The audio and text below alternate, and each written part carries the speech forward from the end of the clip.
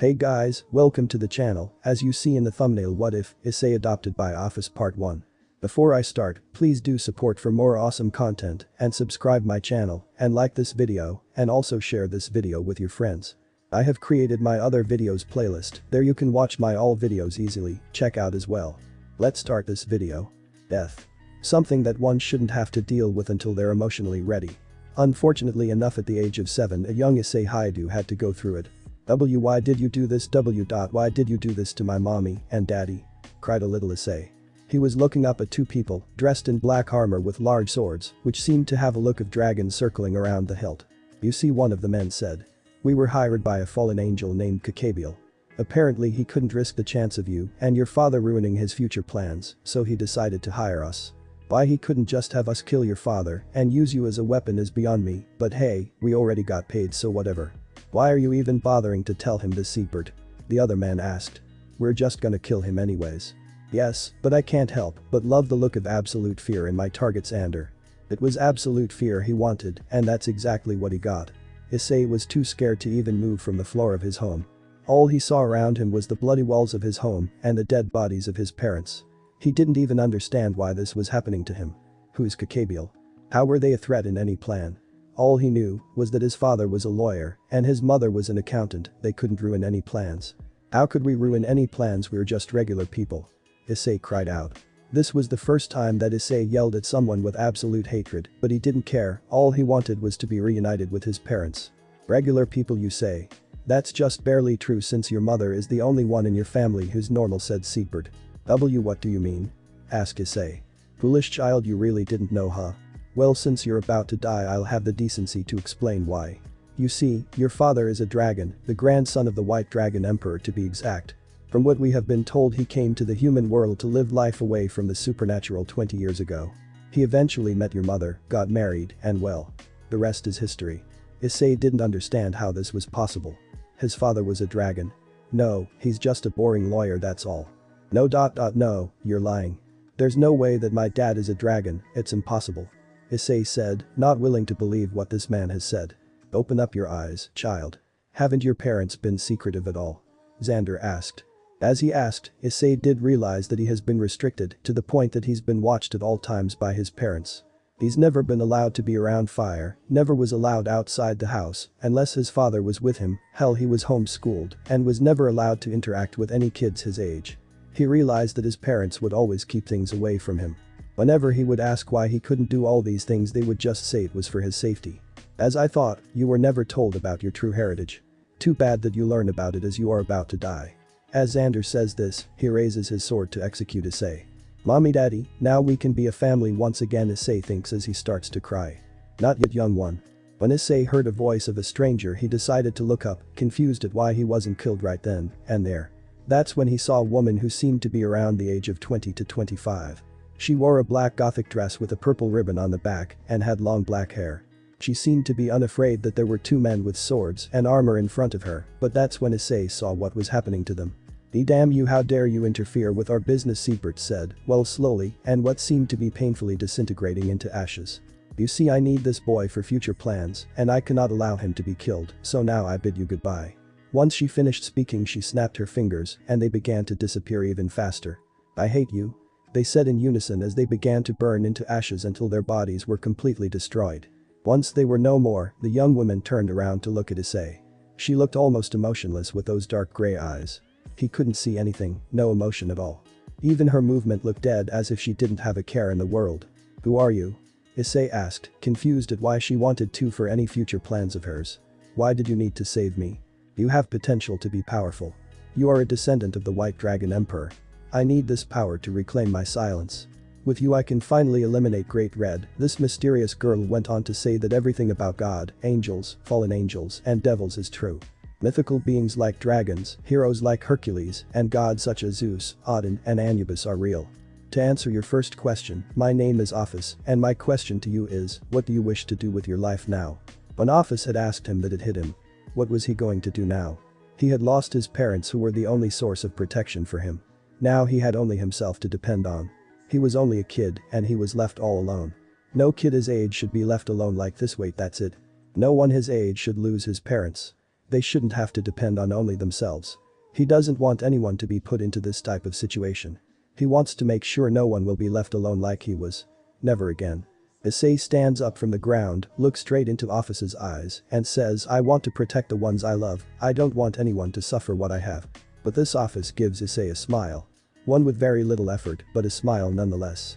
As expected she says, while reaching her hand out with something resembling a snake coming out of her hand.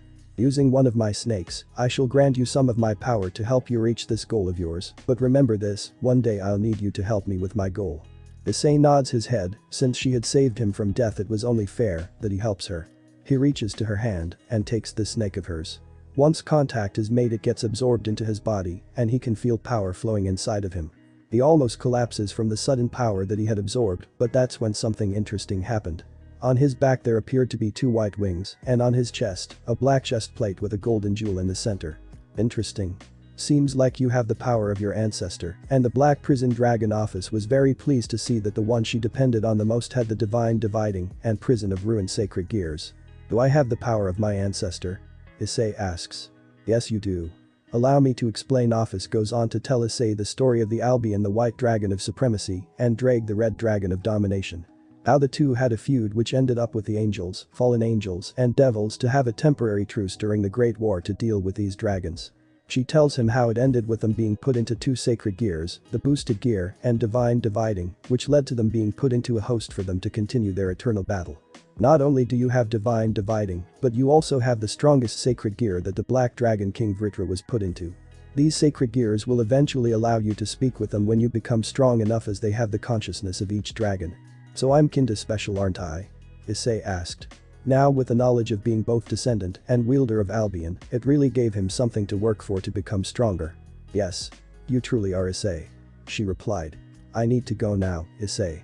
I will come visit you every now and then to see how strong you have become, but promise me something. Yes, what is Ophis? He asked. Promise me you will become strong. You are my last true hope to finally regain my silence. I promise, Ophis. I will return your kindness by returning you to your silence, he replied. Thank you, Issei. I'll see you soon, and with that Ophis flew away. At that moment he didn't know where he was going to go. He wasn't sure how he could survive on his own, but he was sure about one thing. He will return Ophis to her silence again. To do that he must get stronger, he must protect others, and above all he must become the Black Supremacy. Alright, here's the situation. I randomly thought of this concept cause it would be the only easy way for there to be a Black Dragon Emperor storyline without making a whole new dragon and giving Vali Albion as usual and Drake to someone random and have to deal with crap from there. The storyline here will have Issei using Vritra and Albion together and making his balance breaker armor be black with the ability to use both of their powers. In here Issei has the sacred gear of Vritra, which has his consciousness allowing him to talk to him like he can talk to Drake in canon. Saji will still have Vritra's sacred gear, but he won't be able to talk to Vritra since it doesn't have his consciousness. Vali will be the Red Dragon Emperor in this storyline BTW. Finally, I did this first chapter in a rush to get new ideas, so if I made any mistakes or something made no damn sense, please tell me. Issei's harem will include guaranteed Rias, Akeno, Zenobia, Irina, Ravel, Ubaluna, and Tsubaki. Possibly Sona, Gabriel, Serafal. The reason Asiya won't be in it will be because I will kill her off. The reason for it will be a good one, so don't worry about any bullshit. Also, I was considering having Gabriel be obsessed with Issei, almost like a Yandir, so tell me if you would be interested in that. Now the actual finally, I will try to update every week, but no promises. Now share, follow, like, review. Goodbye. I can't believe Oka-sama is forcing me to go to school, said Issei Haidu. I can't believe that you still refer to Ophis as Oka-sama. I thought you grew out of that, said Albion, somewhat annoyed that Issei is referring to the infinite dragon god as his mother. Shut up, Albion, you know that she practically raised me, Issei replied. Let the boy be, Albion said Vritra. You must understand that Ophis is the closest thing Issei has had to a parent since he passed away. Let him have this. That's right. It's been 10 years since that day, 10 years since Issei had lost his parents. Ophis had become the closest thing he could have to his mother ever since he lost his. She was always there when Issei had called for her, she helped him awaken his sacred gears, and was always there to listen to him whenever he wanted to talk.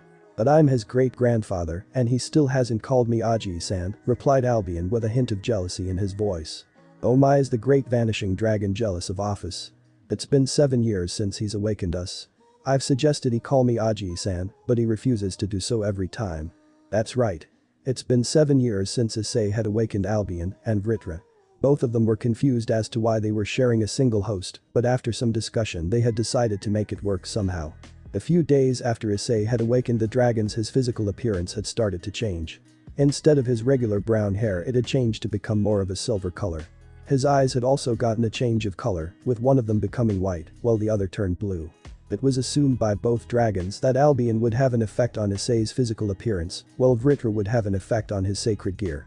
This turned out to be true because his balance breaker with divine dividing ended up being black with purple jewels instead of white with blue jewels. While Issei was listening to the two bickering dragons, he was getting ready for school. He got changed into his school, which consisted of a black blazer over a white dress shirt with his favorite white shirt with black stripes. While he was walking towards his new school, the bickering between the dragons had ended and Issei decided to enter the conversation once again. So why did Okasama decide to put me into school again? The office thought it was a good idea for you to have an actual social life with regular people. So far all you've done is take some jobs hunting people down, and that's not so healthy if it's the only thing you do besides train, replied Vritra. That's not completely true. I would say that I have a good social life with Kuroka. Ah yes, that's a completely normal social life you got there. Every time you two reunite you mate for hours on end. It's not only we hang out and do stuff that regular couples do as well. Yes, but this regular couple is comprised of the current white Black Dragon Emperor. Since Issei's balance breaker was colored black, much to Albion's dismay, Issei wanted to be known as the Black Dragon Emperor. So I find this regular couple is comprised of the Black Dragon Emperor and a fugitive wanted by the devils. Issei knew the Kuroka was a wanted criminal by the Devil Society, but he didn't care at all. She recently told him that it was true that she killed her master, but the devils didn't know why she did it. She revealed to him that she killed him because he was performing experiments on her, hoping that it would make her stronger, and was planning on doing the same to her younger sister Shirin.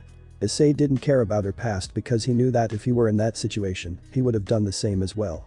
Because of this, she completely devoted herself to him in mind, soul, and body. That night she gave him her virginity and kept trying to have his children to make the Nekomata race stronger. Speaking of which, where is she? She always disappears and returns every now and then, asked Vritra. She's busy with hiding from the devils and work, replied Issei. We'll talk about her later. Seems like I arrived at school. Issei started to walk into the school grounds. On his way to his homeroom he heard voices of many female students saying things like, "Is he a student? He totally is, he's wearing the uniform. He's so hot. Maybe I can make a harem here. What do you think?" asked Issei. I don't think Kuroka would like it. She told me that she wouldn't mind as long as she has my kids before anyone else. Either way, you only deserve the best of girls. Only girls with a good butt deserve to be with you. And the Butt Dragon Emperor strikes again, mocked Vritra while laughing. Why did I have to share a host with you of all people? Alright, that's enough for you two to settle down, said Issei as he made his way to his class. Alright class, settle down. We have a new student today. Please come in, said the teacher. Issei walked in and the class was immediately filled with the sound of squealing girls. Now please write your name and introduce yourself. Issei nodded and wrote his name on the chalkboard. My name is Issei Haidu, please take care of me, introduced Issei as he bowed his head. Good.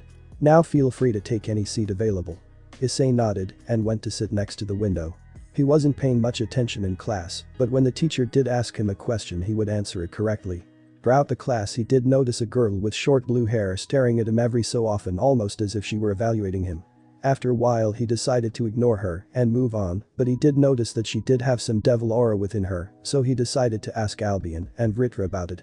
Hey guys, why is it that this girl has the aura of a devil? Asked Issei. I'm surprised that you haven't figured it out yet. This town had been under the control of devils for a while. That is correct. From what I know, it's under the control of the next heir Grimory, with the heir of Citri also living here. Oh great. There goes my normal social life, replied Issei, somewhat annoyed that he has to deal with the devil faction now. Time went on and lunch had begun. Issei decided to eat outside next to a tree. After a while of eating he had noticed two male students running away from what seemed to be the entirety of the kendo club. Wanting to be entertained he decided to use some magic to trip them and see how badly they would get hurt. After pointing a finger at them they fell face first on the ground, then got mauled by the kendo club. Issei began to laugh at the sight he had caused. You can be quite a sadist, can't you, partner? Hey, they probably deserved what came to them seeing how mad the kendo club got. Partner, there's someone watching you. Issei decided to look up and saw a girl who took his breath away. Upon the window of what was the old school building was a beautiful girl with blue-green eyes and long red hair flowing in the air. Her looks rivaled Kuroka, and she had breasts which were easily bigger than Kuroka's. After a few seconds she closed the windows and walked out of view, leaving Issei stunned in her beauty. Ria's pav. That boy. I can sense a good amount of power coming from him, she thought as she closed the window. She went down to the couch to continue her game of chess with her queen. The Keno, who was that boy? Ria's asked. If memory serves me correct, he's in class 3. His name is Issei Hayadu. Why? Does the president have a new interest? Yufufu replied the girl named Keno. She had long jet black hair which was tied with an orange ribbon and reached down to her legs. Her eyes were violet and somehow had breast even bigger than Ria's. Oh no, nothing of that sort, I was just curious, that's all, she replied. Oh, checkmate. Oh no, it seems like I lost again, said Akeno. Better luck next time, said Ria's as she began to remove her clothes to get into the shower. She turned on the water, letting it flow down her body. Just who are you, Issei Hayadu? He couldn't forget her. No. He wouldn't forget her. She had beauty that was just breathtaking. Sure, he loved Kuroka with all his heart and thought that she was beautiful in her own right, but this girl was just stunning. I don't see what's so special about her, Albion said. Red hair, I don't like it. Shut up, Albion. Do you guys have any idea who she is? Issei asked. Her name is Ria's Gremory, heir of the House of Gremory and sister of the current Mao Lucifer. She is also known as the crimson-haired ruin princess. How exactly did you know that, Vritra? Issei asked, dumbfounded, how Vritra knew this information since he hasn't been awakened for years. I can extract information from the other sacred gears that contain my powers. Apparently the heiress of Citri, Sona Citri, has a pawn that has one of the sacred gears. Speaking of which, would you like to use that technique to take his sacred gear and put it into someone under your control? I'll be considering it. It would be a major asset to have someone with your power under my control. It would also be a huge problem if I just take his sacred gear, since he is serving the heiress of Citri. With that aside, what else can you tell me about Ria-san? Sorry for interrupting your little conversation, but it appears that your lunch period is over. Time to make your way to class, you two can continue this later. Issei got up from his resting spot and made his way to his class. He didn't know why, but he just couldn't get her out his mind, but there was something about the situation that bothered him. Why was she staring at him? Obviously she saw him use magic on the two guys, but it seemed that she was accessing him like that other girl in his class, but why? Did she sense his draconian aura or did she sense his sacred gears? He didn't know which it was, but it kept bothering him, but for now he decided to deal with that later and get to class. The rest of the day went on slowly as he was forced to listen to the boring history of the world. Issei wasn't paying attention at all during class, all he was doing was staring outside at the tree he was resting on earlier. For a regular person these lessons might be interesting, but he wasn't a regular person at all. Issei had been told many stories from all the mythologies and was a fan of many of them, so the history of the human world didn't give him any interest. He wondered why some humans would want to learn more about the past anyways. Hayadu-san, dozing off are we? Tell me, what date of the invasion of Normandy during World War II? The teacher asked. He had a smirk on his face, as if he were hoping to catch Issei off guard and embarrass him in front of the class. June 6, 1944, Issei replied, still looking out the window. And what was the code name for this attack? He asked. Operation Overlord, replied Issei. Good job, the teacher said, still surprised by the fact Issei knew this information. Everyone in the class was shocked that Issei had known this information, but the one who still had their composure was the blue-haired girl who was now staring at Issei, but with a more suspicious look on her face. Vritra, do you know anything about the girl staring at me? Issei asked. He was now getting annoyed by the fact that someone was staring at him the entirety of the class. Her name is Tsubasa Yura. She's a rook in service of Sona Citri. I'm gonna assume that she's going to report me to her master by the end of the day. Well, that's just great. She already told her master about you during the lunch period. By this point we should assume that both kings already know about you, it's just a matter of when they'll make a move on you. So much for a normal social life. Time skip 4 hours later.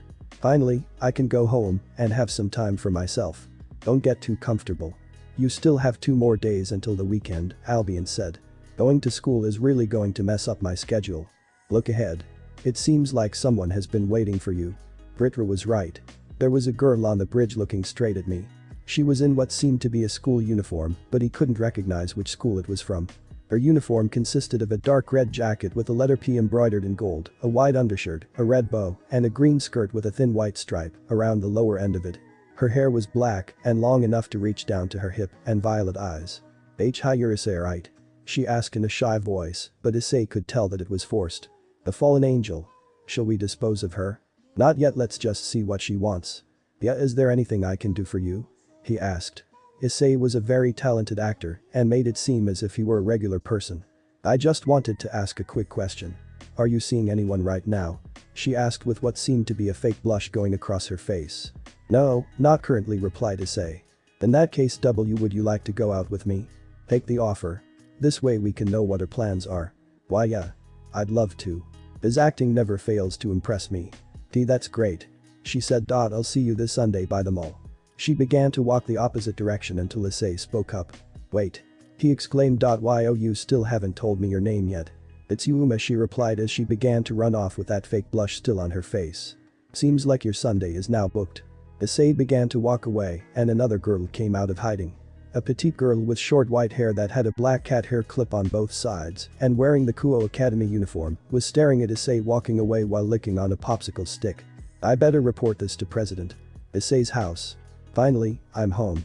Once he locked the door, he activated his sacred gears since no one was planning on coming over.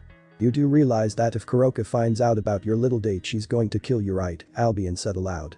You're ironically going to die by the person who devoted themselves to you. Relax, Albion, Issei said while turning on the TV with some food in hand. She's not going to find out. She already knows anyways. How do you know? He asked, confused on how Kuroka could possibly find out about his date. Because I'm right behind you, Naya said, a very seductive voice behind Issei. Oh shit was the only thing he could say as he immediately. It's been nice knowing you, the dragon said in unison. Issei immediately got off the couch and looked behind him to see a beautiful woman with a voluptuous figure, long black hair with split bangs, and hazel gold eyes with cat-like pupils. She was wearing black kimono, a yellow obi, a set of golden beads, and an ornately detailed headband. The kimono features a red interior and it is open at her shoulders, which gives a view to her enormously large breast. What? No, hello Kuroka. No, I missed you, Kuroka. You're gonna make this kitty cry, Naya, she said, trying to act innocent and drawing a fake tear. Well, I would be happy that you're here, but I'm not sure if you're mad at me. He replied with a bit of fear in his voice. Oh my Ice-kun, Naya. Do you think I'm mad about you because you were gonna cheat on me or because you thought you could get away with it, Naya, she said as she formed some orbs made by her senjutsu around her. Both? He asked. Wrong, she said, snapping her fingers which made the orbs dissipate. Wrong? He asked. Issei was certain that she was mad at him for what he was planning to do. Yes, wrong. She said, seating him back on the couch and sitting next to him. Issei was shocked. Not because she wasn't mad, but because she took a more serious tone over her usual seductive personality. Seems like she's finally becoming more civil. You should know that I don't mind if you have a harem as long as I have your children first, but since you didn't want to tell me about the fallen angel first, you'll have to do something for me, Naya, she said in her seductive voice. You were saying? Anything for you, Kuroka, Issei said with a smile. But she said while getting closer to his ear. Because you're gonna be giving me 7 kittens, Naya. Issei immediately stood up from where he was seated, shocked at what her request was. 7, he exclaimed. Oh yes, that's not enough, how about 10, Naya? Wait, what? You want 12 then? Shut up. I'm done talking, Issei said defeated. Naya, haha, don't worry Ice-kun, we won't have our hybrid babies for a little while longer. With that being said, we could always get some more practice in, you know, Naya, she said, while pushing her breasts together making them look larger. Issei loved her breast, and she knew it. Much to Albion's dismay, he has always been more of a breast man rather than an ass man like Albion. She would always take advantage of this weakness of his to either get her way with him, but this time Issei would be the one in control as he laid her on the couch with him hovering over her. You know, when we do have our kids, they'll look beautiful because you'll be the mother, he said looking straight into her eyes. He then kissed her French style, which led their tongues to battle for dominance. Issei wouldn't let her win this battle, so he eventually overpowered her, which got her to release some moans within the kiss. After a few minutes of kissing, they separated so they wouldn't pass out from the lack of air. They began to lovingly stare into each other's eyes until Kuroka chose to break the silence. You really know how to make a girl feel special, don't you, Ice-kun? What can I say? I guess I've known you for so long that I know how to take care of you, he replied. It's just us two, let's have some fun. Naya, Ice-kun, you're a naughty boy, but what is a defenseless maiden such as I supposed to do with a hormonal dragon? She asked with a false voice of fear. Kuroka. Yes, Ice-kun. I love you. I love you too. They looked into each other's eyes and shared a quick kiss. Issei might be making a harem, but Kuroka will always have a special place in his heart. Who knew that for hours on end would be so tiring? You would think that Issei would try to conserve his energy during the act to last longer, but no, he doesn't.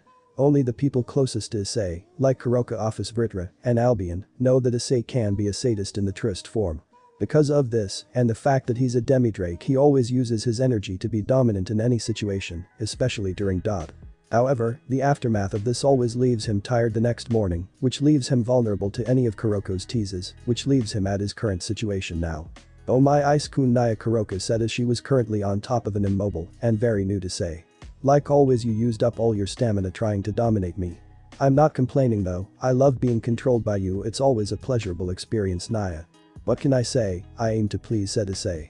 "And as always you are successful at pleasing this kitty, but now it's my turn to be in control." Kuroka started with rubbing her breast in a circular motion on his bare chest. Issei had always loved the feeling of her bare chest on him, even if it meant that she were to take control of the situation, he would never pass up an opportunity like this. "You like this feeling, don't you, Issei-kun?" Issei nods affirmatively. "Then you're going to love this." Kuroka starts to lean in closer to his neck and begins to leave some kisses, then starts to suck on it with passion. After a few minutes of her sucking on his neck, she gave it one final kiss and got up to inspect her work, only to have a disappointed look on her face. "You should know that my skin is too tough for you to leave a mark," Issei said. "One day I will mark you as mine," replied Kuroka. "Even though you're letting me have a harem, you're quite possessive, aren't you? I just have to make sure your future harem knows who your favorite." Kuroka looked like as if she were about to cry at the thought of being replaced by other women. Kuroka may be a master of seduction, but she's also a woman in love. Seeing this, Issei got up from the bed and pulled her into a quick but passion-filled kiss. "Listen, no matter what, you will always be the most important person in my life, don't ever forget that." "You may want to hold that thought, Issei," Albion said aloud. "Why's that?" asked Issei. "She has the stench of the red one. Would you like to explain yourself, Kuroka?" "Ah yes, the Red Dragon Emperor always has fun together," Naya Kuroka stated. "What did you just say?" Issei asked, almost letting out both jealousy and anger. "Whenever I feel lonely we even sleep in the same bed together, Naya," she said with a seductive smile. "Where is he? I'm gonna fucking kill him," shouted Issei, angered about the fact another man slept in the same bed as her. "He? Oh, you thought that the Red Dragon Emperor is a man?" "No, the current one is," Issei Kuroka stated, almost laughing. Issei stayed quiet and let it sink in. "Wait, what?" he asked, dumbfounded.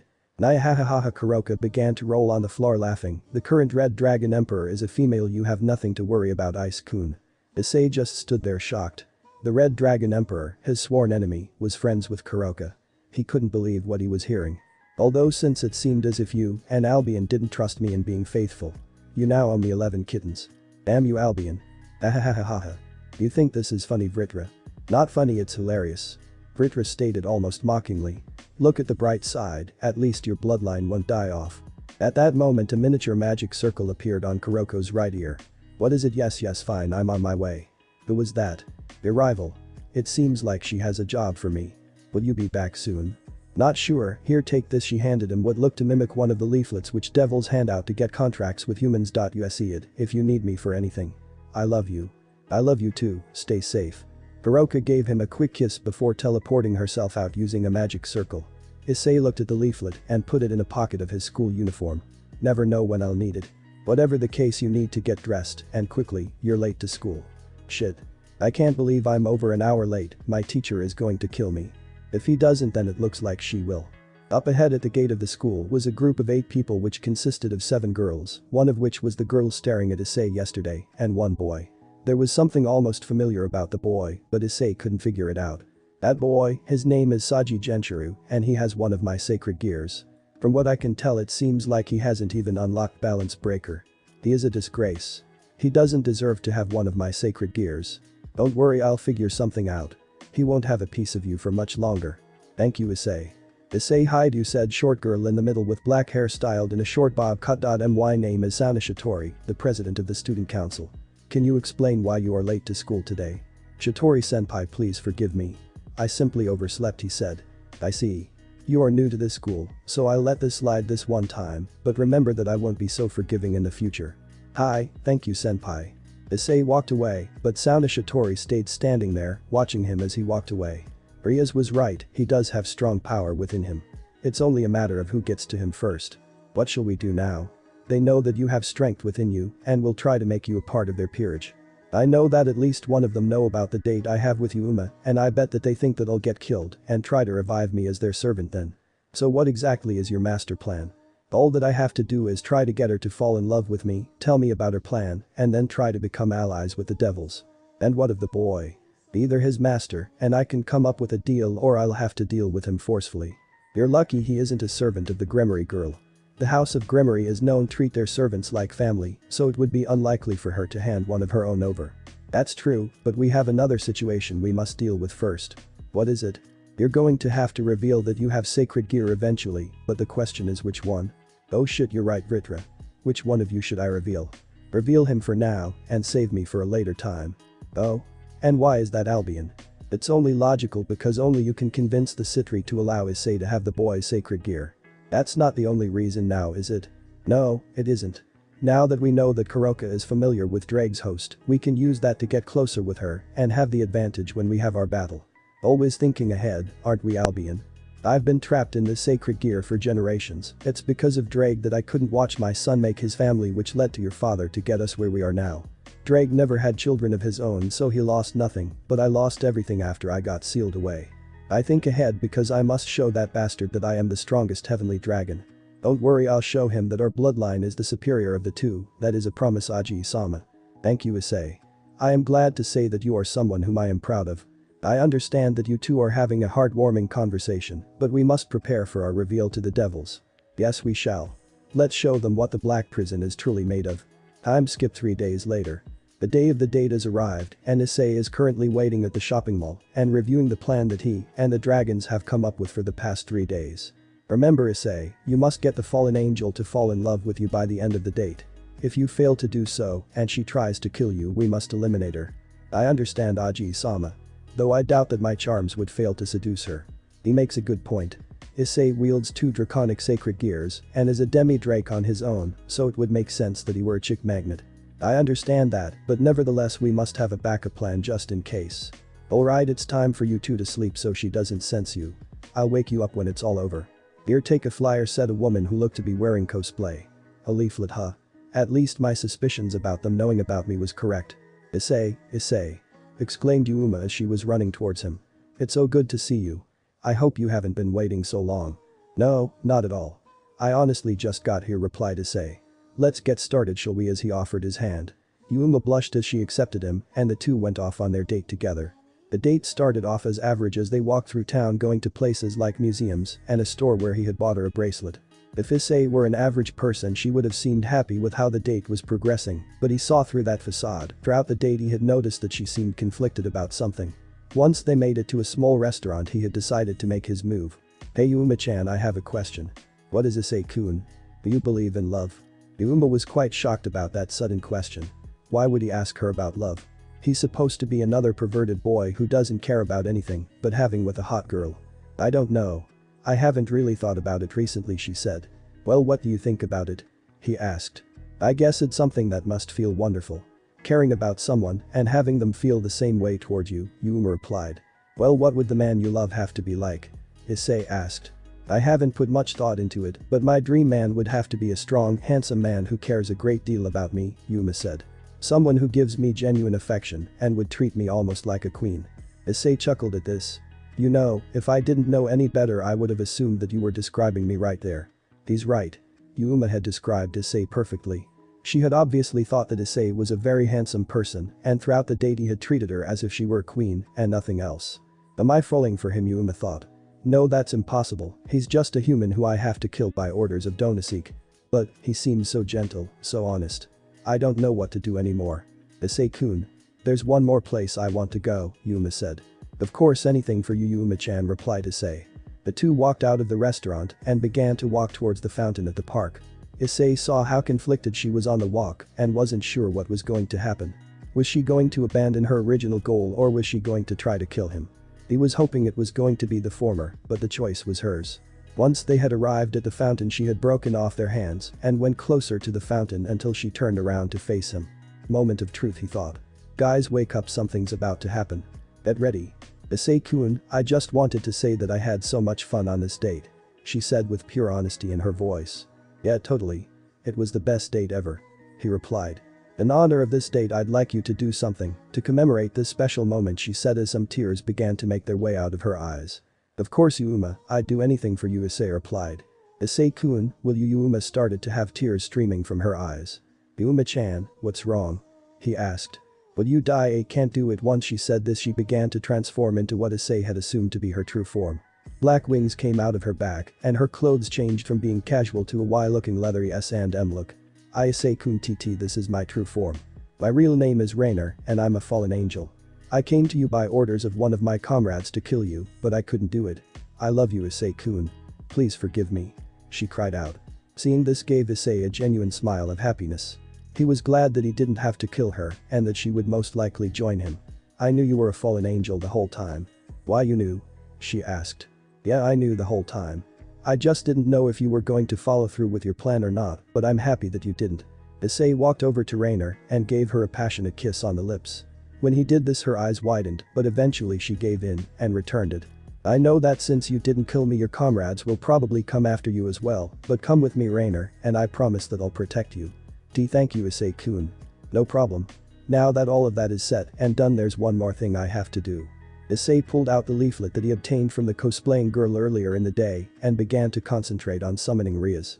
After a bit of concentration, the paper flew out of his hand and a magic circle appeared before him, and coming out of it was Ria's Gremory in her Kuo Academy uniform. After fully coming out of the magic circle, she was utterly shocked. First, she was shocked at the fact that Issei Haidu was alive and well in front of her when she expected him to be killed. She was also shocked that there was the fallen angel, who was suspected to be the one killing him, behind him. Once she acknowledged that the fallen angel was alive, she immediately got into a battle position with Rainer doing the same. Oh, whoa, calm down there, Gremory-senpai. We don't want to fight, stated Issei. Then tell me, how are you not dead, and why is the fallen angel with you? Asked Rias. I'll explain that and more, but not now. I just want you to get your peerage and the peerage of Sona Citri so we can talk this whole thing out and make sure they know about my fallen angel companion. I don't want there to be any possible fights. Fine, I'll allow at least that much. I'll send someone to fetch you sometime tomorrow during class so we may discuss this. Thank you, Gremory-senpai. But this Rias teleported away, leaving Issei there with a very confused Rainer. Let's go to my house, Rainer-chan. I think you can use some rest, said Issei. Oh, of course. Thank you, Issei-kun, thanked Rainer. Issei smiled and activated a magic circle under them which teleported them to his living room. Make yourself at home, Raina. Call me Ray, said Rainer, trying to hide a blush. That's sure thing, Ray, he replied. We better head to sleep. You can grab any bed you want. Can I sleep with you tonight, she asked. No. Not in that way. A large blush appeared on her face. For a fallen angel, she is quite timid. It's probably because she actually cares for Issei, so she doesn't want to be so forward.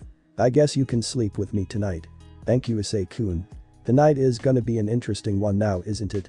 Not as interesting as tomorrow will be. Yes, let's see how the devils react when they see how powerful you truly are. Time skip. Whoever this fetcher is, they're taking their sweet time. The wait is over, there he is. Issei looked up and saw a handsome young man with short blonde hair and gray eyes walking towards him, smiling. Hi, Dusan, my name is Yudo Kiba and I'm on an errand for Ria's Gremory. Please follow me to the club room, he said. Sure thing. Lead the way, Issei replied. Issei followed Yudo to the occult research club and was pleased that he sensed two different groups of devils waiting for them. Good, the boy is there as well. Albion, you may sleep since you aren't necessary for this part of the plan. Good. Wake me up whenever you need me.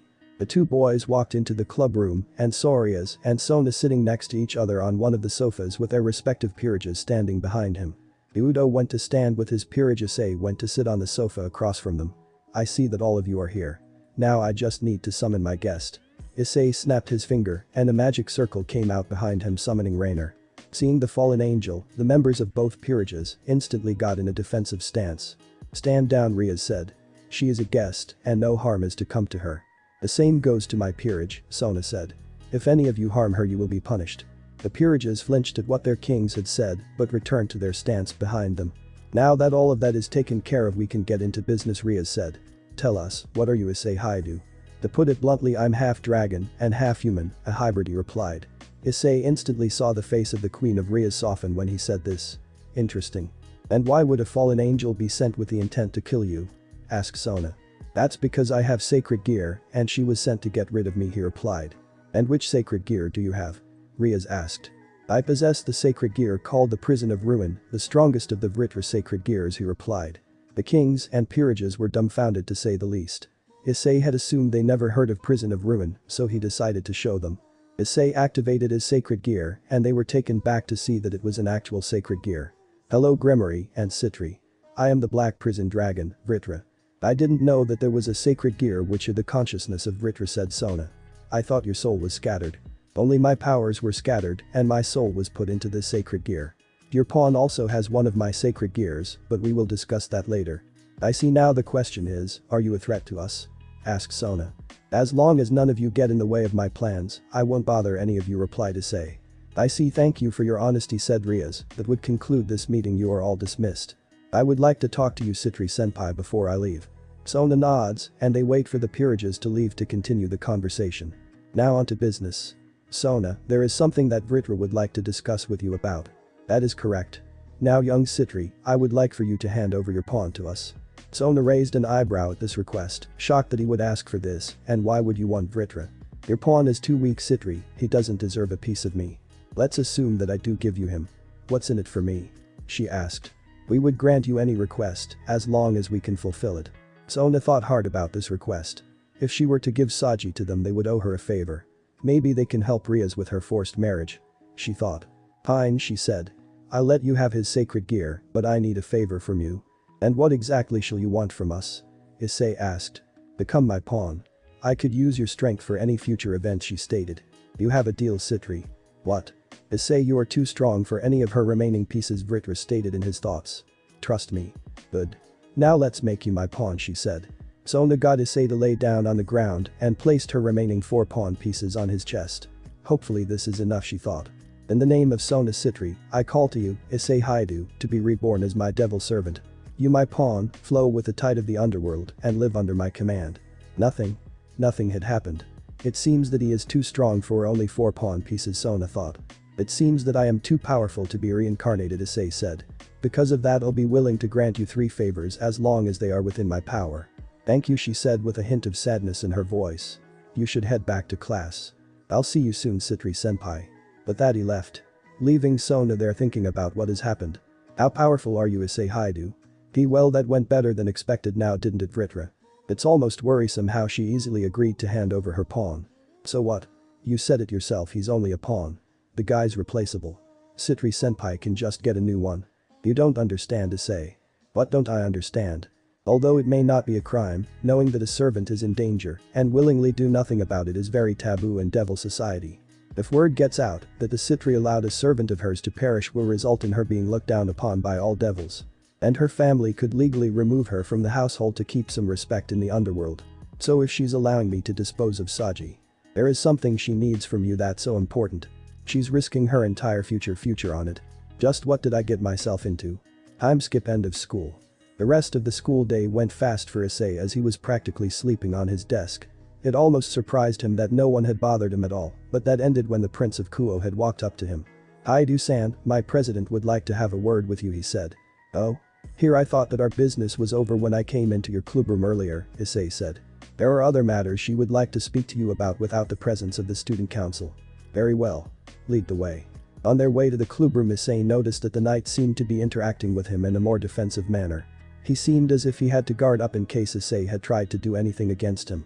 Earlier in the day he acted more carefree, but now even his movement seems a bit, for a lack of a better word, forced. The two made their way to the door of the clubroom, but he stopped to look at Issei before speaking. I need to go serve a client, but president and the rest will be inside waiting for you, he said before walking away. What could possibly go wrong? Don't jinx yourself.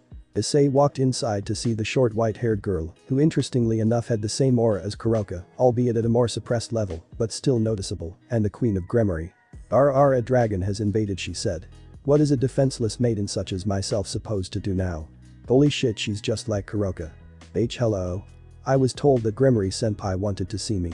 Ah yes, she did want to see you. Currently she's in the shower washing up, but she'll be out shortly. She informed me. Please, take a seat while I get you some tea. Issei went to sit on the same sofa he sat on earlier in the day, which was across from the white-haired girl who seemed to be eating some sweets. It wasn't long until the queen returned with the tea she had promised moments ago. Thankfully Issei took a sip of the tea and was quite surprised by the fact it was extremely better than any other tea he had before. This tea is amazing. I appreciate the praise, Yufufufu, she said. Allow me to formally introduce myself. My name is Akeno Himejima, Queen of Ria's Gremory. Nice to meet you. Himejima-senpai Issei bowed. My name is Issei Haidu, please take care of me. What a gentleman my kohai is, she said while licking her fingers. Akeno, please refrain from making any advancements towards him. Both Issei and Akeno turned their heads to the shower door to see Rias in her school uniform and using a towel to dry her wet hair. Sorry to keep you waiting, she said. I just needed to wash myself after a long day. I hope you didn't mind. It's no problem really. I'm just confused at why you needed to speak with me again. I thought that all your questions were dealt with earlier today, Issei said. Yes, most of my questions were answered earlier, but there are a few more I would like to ask without the company of the other peerage, explained Rias. First and foremost, I would like to introduce myself and my servants in a more personal manner. My name is Rias Gremory, heir of the House of Gremory. My queen is Akeno Himejima, my rook is Kaneko Taoju, and my knight is Yudo Kiba, but he prefers to be called Kiba. Now this is my question to you, will you join my peerage and serve me as my pawn? Issei wasn't at all shocked that she would have asked him about joining her peerage. He couldn't blame her though. Earlier in the day she found out that Issei had a special sacred gear that neither she nor Sona had ever heard of. To top it all off, said sacred gear contained one of the Dragon Kings inside of it. You know, I honestly do admire how forward you were at asking me to join your peerage, but I respectfully have to decline your offer. Rias was shocked on how he almost instantly turned down her offer for joining her peerage. She hadn't really thought that he would turn down an offer to be her servant. May I know why you have to reject my offer? She asked. Well, I have two reasons for my decision, he said. The first being that I'm honestly too powerful to be turned into a servant with only 8 pawn pieces. Rias and Akeno widened their eyes, while Kaneko just continued to eat her sweets. The reason that I know this is because you aren't the first devil wishing to turn me into their servant. Hell, not even Citri-senpai was the first person to try and reincarnate me as a pawn. There were even some devils who tried to use a mutation piece on me and still failed, he explained. Even if you were able to turn me into your pawn, I wouldn't want to because as a dragon being a servant doesn't sit too well with me. I see them. Thank you for your honesty, she said, but since you can't join my peerage, will you join the occult research club? Sure thing. I'd be glad to join this club, Gremory-senpai. Thank you, Issei-san, I hope that we can get along. As do I, Gremory-senpai, replied Issei. I think I should return home, Rainer might be a bit lonely without me. I see, I'll see you tomorrow then, Issei-san. I'll see you all tomorrow. Rias Pav. Issei left the room and closed the door behind him, leaving Rias, Akeno and Kaneko to sit there in silence until Akeno broke it. That went decently well. Wouldn't you agree, Rias asked Akeno. Rias didn't reply. Instead, she summoned a miniature magic circle on her desk which made a hologram of Kiba within it. Kiba, he's on the move. Follow him to see what he does, but don't let him see you, ordered Rias. Hi, President, replied Kiba with the magic circle disappearing. President. Are you interested in our little kohai Yufufufu? I just want to make sure he gets home safe, that's all, Akeno. You never know if other fallen angels would attack him after the first one failed at their mission. Whatever you say, President. Issei Pav. Vritra, did you sense a bit of Nekomata in Kaneko as well? Yes, I have, Issei. I'm surprised that you could sense it since it seemed almost forcefully suppressed. I know a Nekomata anywhere since I'm with one. And been in one many time. Of course you would say that Aji-sama. Can't say he's lying though, can you, Issei? That's what I thought. Before Albion could finish his sentence, a barrier had surrounded him and left him trapped in the area. Who the hell would want to trap me? Issei asked aloud. That would be me, said a feminine voice. From the shadows there emerged a female fallen angel with long navy blue hair, and her attire consisted of a violet trench coat-like top with a wide collar, a matching miniskirt, and black-heeled shoes. Much like a fallen angel, the top of the trench coat was open to give off a very pleasing view of her breast. And who are you exactly? Issei asked. My name is Kalwerner. She said while summoning a yellow spear of light, and I'm here to finish the job that Rainer couldn't. Kalwerner began to fly towards Issei in an attempt to kill him by stabbing him with her light spears, but Issei easily dodged each and every one of them with little effort. Why don't you use me to finish her? There's no fun in that, Vritra, plus I wanna know why she's even trying to kill me. Issei continued to toy with her a bit more until he grabbed one of her light spears, destroying it, forcing her to make some distance between them. So why exactly are you trying to kill me? He asked. Because you killed my sister. Wait, what? Don't act as if you don't know, you bastard. You killed her, you killed Rainer. I think you're misinformed. I didn't kill her. Don't lie. Issei told me that you killed her, that's why she didn't come back last night. She charged at him with 2 more light spears in hand, with even more killing intent than before. Right now she was in a state of pure rage. What now? It's obvious that she's not in a state to be reasoned with. The only thing left for me to do. I'm just going to flare some of my power to get her on the ground. Issei flared barely even 5% of his total power, and Kalorina was instantly affected by the power. Her legs gave out and she fell on the ground, losing all will to fight. She closed her eyes and awaited her fate. Issei began to walk towards the downed Kalorina and summoned a sword of shadows and had the tip of the blade scratch the ground. "Thus do it, end me so I can finally be reunited with my sister." Issei raised his sword above of Kalorina's head to strike her down and finally swung it. Clank. What the? Kalorina saw that Issei didn't stab her but instead dug his sword into the ground. "Stand up, you're not dying here today. You don't understand. I can't live without my sister. If you die now you won't be reunited with her in the afterlife. She's alive and well, so if you die here she will be alone." "You're lying. There's no way that she can be alive," Issei said. "So who are you going to believe, him or the person who saw her last?" "How do I know that you're not lying so you can kill me later? I could have killed you earlier, so what's the point?" Issei reached his hand out waiting for her to accept it. "Fine, but if you're lying I'm gonna kill you." She took his hand and Issei used a magic circle to teleport both of them and Kalorina was sent to his home to see Rainer. Something they were unaware of though was that Kiba was watching the entire thing. He was completely shocked to feel the power that Issei showed off and wondered if he was holding anything back. "I need to tell President about this." Issei's house. Rainer was sitting on Issei's couch watching TV while awaiting for the return of her Issei. That was when a magic circle appeared in front of her and she got into a defensive position because she didn't know who was going to come out of the portal. When she saw that Issei came out of it her defenses dropped, but it was the second person with him that surprised her. "Kalorina?" Rainer asked dumbfounded. "Rainer?" Kalorina exclaimed while crying in her arms. "I thought he killed you. You see? I didn't lie about killing her. At this point she's too special for me to let her die," explained Issei. Rainer immediately began to blush all over her face hearing what Issei said, but then it hit her. "Who told you that I died?" Rainer asked. "Issei did," answered Kalorina. "Issei told me that the kid you were sent to kill killed you last night. I sense some irony in this." "Shut up, Vritra. Excuse me for cutting into this reunion, but what are you going to do now, Kalorina-san?" Issei asked. "Issei lied to me about Rainer's fate, he deserves to die," she said. "So I assume that you will stay with Ray-san, and I?" "Yes. From now on I refuse to leave my sister alone." "Very well. I'll go get a room set for the both of you while you catch up." Issei walked out of the room and left the two fallen sisters alone to talk over what has happened over the past few days. Kalorina went over how angered she got when he told her that Rainer had been killed by the one she had been sent to eliminate and how Issei was easily able to incapacitate her with little effort, and Rainer explained the special sacred gear that he has within him. "Speaking of sacred gears, the nun had arrived earlier this morning," explained Kalorina. "Already?" asked Rainer. "She wasn't supposed to arrive until next week. I don't understand why she arrived so early, but it made Issei have to change the plan and is making him change the day of the ritual to Wednesday. I'll assume that now that I'm gone he's going to take twilight healing for himself now, am I right?" "Correct. He didn't think that neither myself nor Middle deserved it, so he's gonna take it." Rainer sat there thinking about what she was going to do until she finally decided about what needed to happen. "We can't allow him to take twilight healing for himself. He needs to be taken care of," declared Rainer. "I agree with you on that. He chose to lie to me about your sister. He deserves to die," agreed Kalorina, "but who's going to kill him?" "Oh, that's easy, my Issei-sama is gonna kill him," Rainer said. "Your boyfriend is gonna kill him?" Kalorina teased. "He's not my boyfriend," Rainer exclaimed as she began to blush all over. "Oh yes, that's why you referred to him as your Issei-sama." "That's not what I meant." "Sure it isn't." Meanwhile with Issei. "What now, Issei? You have two fallen angels living with you." "I'm not entirely sure, Albion, but I can probably make it work. At least now you have the company of a woman. With Kuroka she appears and disappears at random.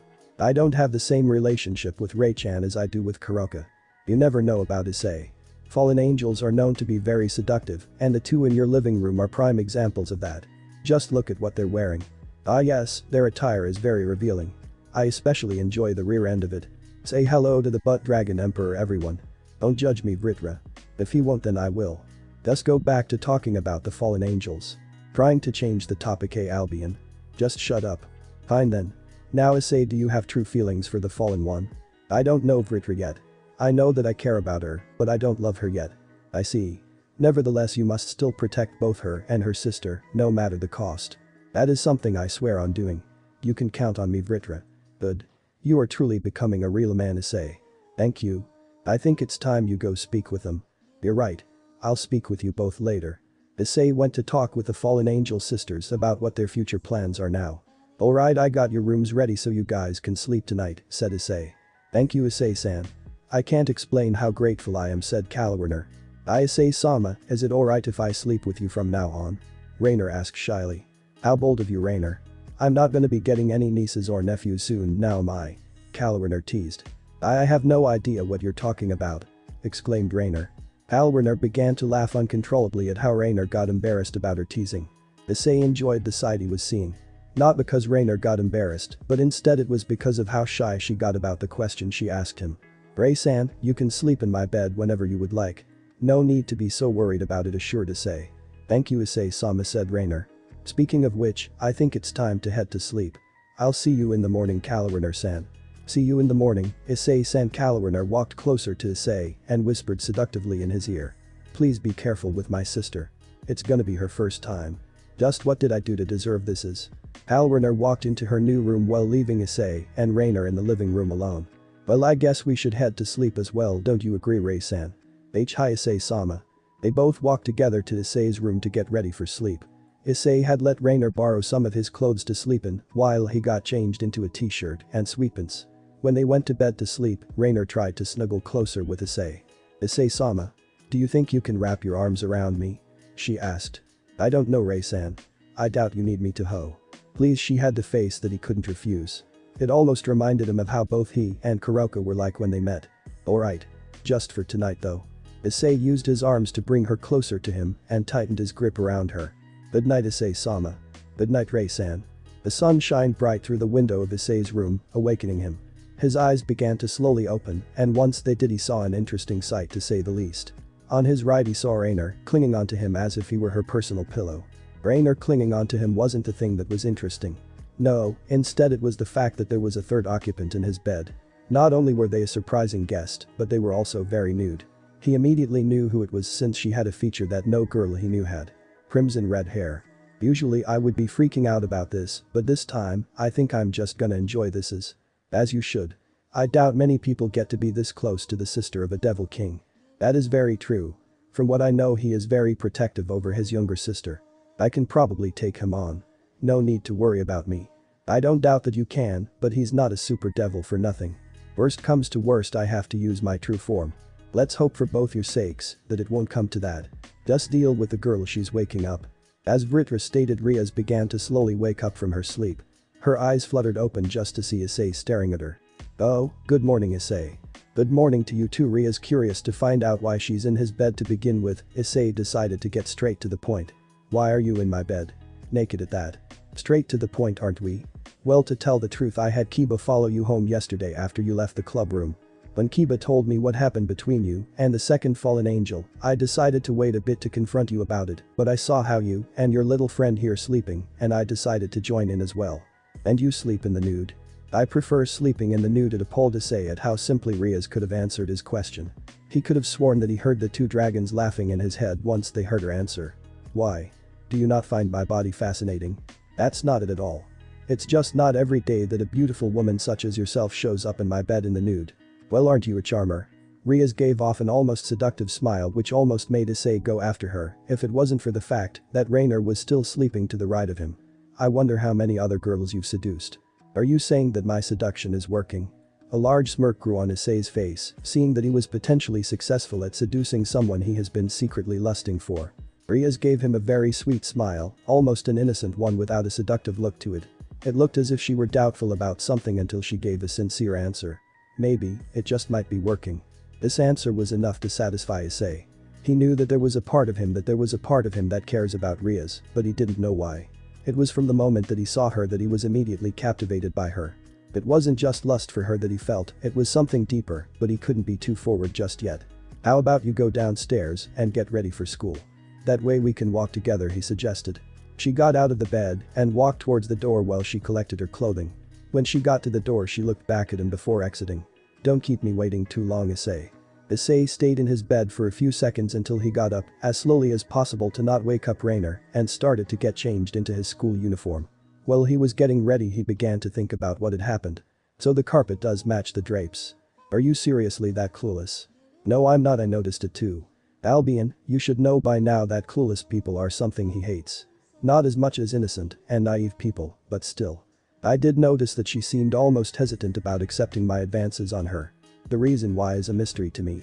Perhaps there is something that's currently haunting her, hindering her ability to accept any advances. But not hindering the ability to be a tease. Being a tease and having the ability to care for someone are very different. One can show you a false form of love at night, but can't show true love at day. Fine. You can be his mentor in battles of love. Wake me up when he has a true battle. So a wise one. What do you suggest I do? You need to get her to open up to you. Maybe telling her the story about your past can do the trick. And how shall I explain that my adopted mother is the Ouroboros dragon? Don't specifically refer to her by name. Now go get to work. You make it sound so easy. Once Issei was finally finished getting dressed, he went down to the living room to see that Riaz was in a conversation with a hologram of Sona hovering in front of her. Instead of being a good person and informing them that he was there, Issei decided to listen to the conversation. Sona, I don't understand why you're so insistent on why you don't want me to interact with him. Riaz exclaimed. From what your knight told me, he's too dangerous for you to be around him unprotected, Sona explained. He has a power that we can't even comprehend. You aren't safe around him. Sona, you have nothing to worry about, Riaz assured. From what I can tell, he could be harboring some feelings for me. I make it that obvious, eh? Issei thought. That makes him more dangerous than Riaz. He could possibly be planning to take you by forceful means. For someone who wants favors, she seems to be very untrusting of me. He isn't like Sona. If he were to kidnap me, he would have done so by now. He's a protector, not a monster. Why do you even care about him, Riaz? As long as we didn't bother him, he wouldn't bother us, so why are you even with him? Riaz seemed hesitant to answer her question. It was as if she either had no answer or an answer she couldn't accept. We'll speak about this later. I'll see you at school. Sona. Riaz ended the call and continued to sit there, silently. Issei decided to come out of the shadows and went over to Riaz and called out to her. Riaz was immediately surprised that Issei called out to her when she wasn't expecting him. After her shock, she stood up to see Issei behind her. I think it's time for us to get going. Scene break. After a very eventful morning, the both of them began to make their way to school. It was now that he decided to tell her about his past. Riaz, I gotta know something. Do you trust me? He asked. After the conversation, he wasn't sure if she trusted him or not. This is when Riaz stopped in her tracks. He was confused at why she did so, but those confusions faded away once she answered him. I honestly don't know if I can or cannot trust you, she stated. There's so much we don't know about you. I can't be sure about you until I learn more about you. Issei began to look at her with a more serious face, knowing that he would have to tell a story that he hasn't told since he had met Kuroka. Riaz. I'll be willing to tell you my story, but I need us to be alone because I don't wish for others to know about my past. Riaz nods. I'll contact Sona to excuse you from classes for today. You can tell your story in the club room. I suggest she be with us. I assume that she's the one that distrusts me the most between the two of you. I'm Skip Orkroom. Issei was sitting in the clubroom for a good half an hour waiting for Riaz and Sona to arrive. At this point, he was contemplating if he should go through with telling them his history, but knew at this point there was no going back. It wasn't much longer until Riaz and Sona finally arrived in the room. After entering, Riaz had locked the door so no one would disturb them and took a seat on the sofa. So I heard that you're willing to tell us about your past, Sona said. Where would you like to begin? I think it would be best if I were to start from when I was first introduced into the supernatural world, Issei said. When I was 7, my parents and I were attacked by 2 dragon hunters by the names of Xander and Seedbird. They acted cowardly, attacking us when we were simply relaxing together. They quickly killed my father, with my mother being killed soon after, leaving me covered in their blood with no idea why they had done this. Before they chose to kill me, they decided to tell me why they had killed my family. Apparently Kokabiel had hired them because he was afraid that either my father or I would become a threat to his plans in the future. Once they finally decided to kill me, they were killed by my now adopted mother. She raised and trained me to become who I am today. Both Riaz and Sona were left speechless at this story. It looked as if Riaz was about to shed a tear, but after recovering from her shock, Sona asked a question he wished that she hadn't. Who was the woman who had saved you? Oh shit, why did she have to ask that? Give her a false name. No need to give them this information. No. If I'm going to get them to trust me, I need to tell them everything. If that is what you wish, then go ahead. I'll tell you, but I need you both to promise that you won't tell anyone. I need this to stay between us. Both Riaz and Sona nod to this. My savior was Ophis. Their eyes immediately opened at this. To say that they were shocked truly was a major understatement. You're telling me that the Ouroboros dragon is your adopted mother, Riaz asks. Well, technically now I'm her child since a few years ago she infused some of her own genetic makeup into me. I even have some of her abilities now. Once again their eyes widened at this new information. For him to now have even some of the power of the infinite dragon, God makes him a very powerful person. I see. That is why it's impossible for you to become a servant. You're simply too powerful to be reincarnated as determined Rias. That's exactly it. Even if you had a full set of mutated pawns it still wouldn't be enough, Issei said. I see. Either way both Rias and I thank you for revealing your past to us. I think I can begin to trust you now Haidu. Sona's right. Now there are no secrets between us. We can begin to depend on each other. Good because I need help from the both of you. Sona raised an eyebrow, and what exactly do you need? From what my new fallen angel friend told me, an exiled nun has been taken in by a rogue fallen angel and some exorcists who are currently based in the abandoned church and they're planning to take her sacred gear. I need your help to eliminate them. With respect this isn't my territory so this doesn't involve me. I leave it to Rias if she chooses to help you, Sona states. If I do help you what's in it for me? Rias asks. You can take the nun as your servant if so desired. I'll also owe you one. After some thought Rias nodded to give him her assistance. She needed both his future favor and a new servant for some future use. The ritual happens tomorrow night so you should inform your peerage about what's going down. Are we going to meet here or will we find you fighting already? You'll most definitely find me there already. I'll see you there then. Time skip. For wanting to kill whoever Donasik is, those two sure are taking their time Issei thought, annoyed at how long Rainer and Kalwarner were taking to get ready. Give them time. They'll be down at any moment. Almost immediately the two fallen angels came down to the living room to depart to the abandoned church. I assume that you both are ready now? He asked. They both nod. Alright let's get going then Issei summons a magic circle, teleporting the three of them to their destination. Once they arrive they're surprised to find that no one is guarding the outside of the church. You know I would have expected at least some exorcist out here, but this is just disappointing, Issei says. As have I, but it seems as if they didn't expect anyone to interfere with the plan, Rainer said. Let's see if there's anyone waiting for us inside, Kalwarner suggested. The trio begin to make their way into the church just to see a single exorcist waiting. Immediately after seeing him both Rainer and Kalwarner cringed. This exorcist was a young man with short white hair and red eyes. Just by looking at him Issei could tell that there was something off about him. Well if it isn't the two traitorous sluts with their new boy toy he says maniacally. I can't believe the first person we see on our return is you, Rainer replies. Who is this guy? Issei asks. This right here is Fried Selzen, Kalwarner replies. He's been known to be a very insane person. It's been rumored that he was kicked out of the Vatican for raping an angel. And I enjoyed every minute of it. Fried says. Hearing her scream for her life was so entertaining. This enraged Issei instantly. To hear that this guy raped an angel and has no regrets of it made him sick to his stomach. Alright this guy is a sicko. I'm not gonna bother spending much time with him so I'll make it quick, Issei said. Oh this is hilarious. You think that you can beat the Fried Selzen, he retorts. I'll chop you to pieces. Fried lunged at Issei, but it didn't faze him one bit. All Issei did was raise his left arm and said three simple words. Chains of shadows. At that a large portal appeared below Fried and out of it came chains that launched at him.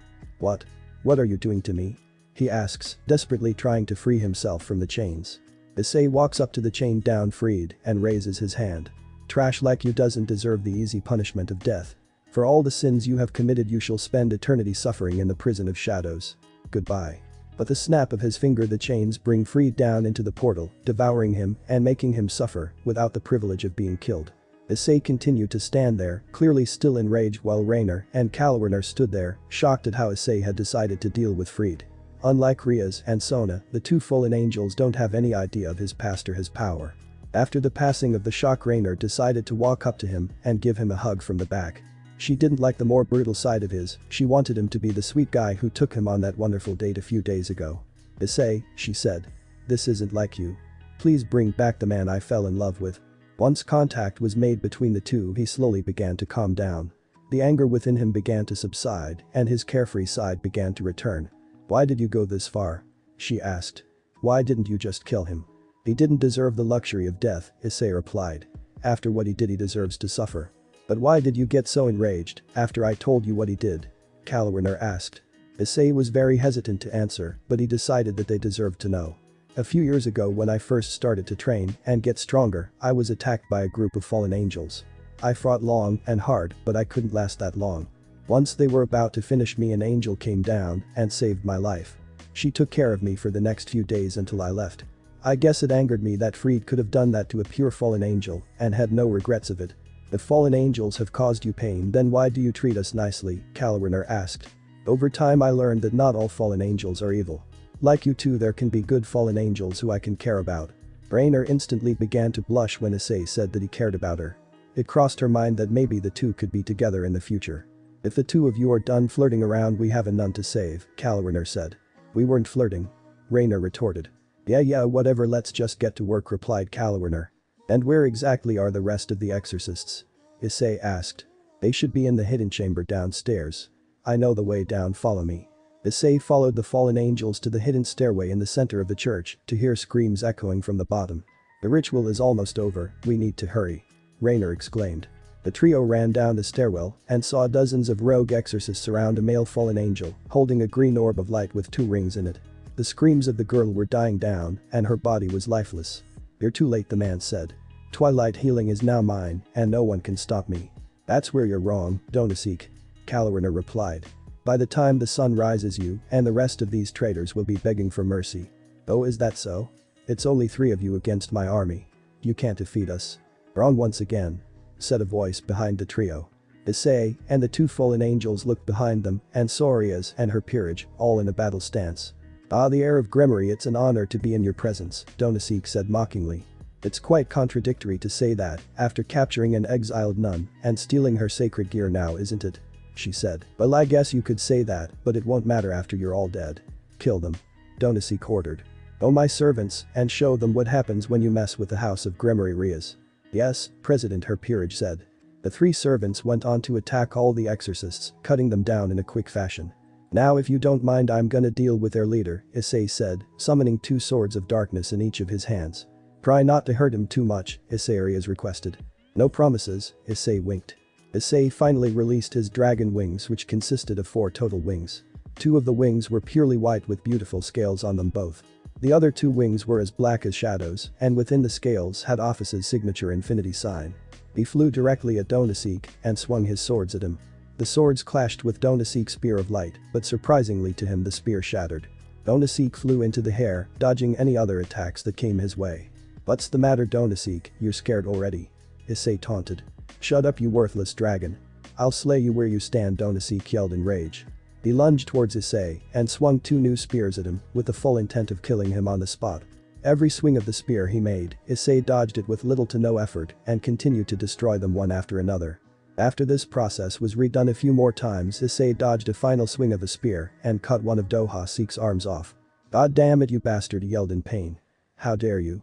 Well, you were about to kill me, so I called that self-defense, Issei replied almost mockingly. Now time to choose what else I'm gonna cut off. Donaseek tried flying away and used twilight healing to heal his lost arm, but was interrupted when Issei flew up and sliced off one of his wings. Well, isn't that unfortunate? It looks like you lost your wing, Issei mocked. I hope you don't mind if I take the other. With a swing of his sword, Issei cuts off the other remaining wing, leaving Donaseek screaming in pain. Please spare me, Donaseek pleaded. I bet the nun was also begging for mercy, yet you still killed her. It's entertaining how these events turned out. Issei stood in front of the downed Donaseek, eyes closed, and reached his arm towards him and began to summon shadows around him. The shadows waved around him until they went into Donaseek and pulled out the sacred gear he had stolen from the nun. You're no longer a threat to anyone, Donaseek. You have no wings, no power. I'll let you live to fight another day, Issei said as he turned his back towards him and began to walk away. Donaseek just laid there, enraged that he was defeated by a simple half-breed. He shouldn't accept this. He won't accept this. He stood up and made a final spear of light and started to run towards the unsuspecting Issei to slay him on the spot. Everyone besides him noticed what Donaseek was about to do and tried to call out to him. Issei, behind you, they called out. Unfortunately, he wasn't quick enough to turn around, and what he saw was a large spear of light heading straight to his face. Crack. The sound of breaking bones was the last thing everyone heard until they realized what had happened. A spear of light had pierced the skin and the bones of not Issei, but instead of Donaseek. The large gaping hole formed in his stomach by the spear which had stabbed him. It wasn't a violet spear of Rainer nor the yellow spear of Kaloriner, but it was one he didn't recognize. This spear of light was light pink in color. Middle H, how dare you, Donaseek struggled to say. You were a traitor, Donaseek. There's no place in the Grigori for traitors, Middle said. Now she summoned a new spear of light and impaled it into Donaseek's head, killing him. Middle, I was gonna do that, you stole my moment from me. Kalwerner said. You were just too slow, Kalwerner, Middle replied. I think old age finally caught up to you. Ignoring the two, Issei began to make his way towards Riaz and her peerage. I gotta thank you, Riaz.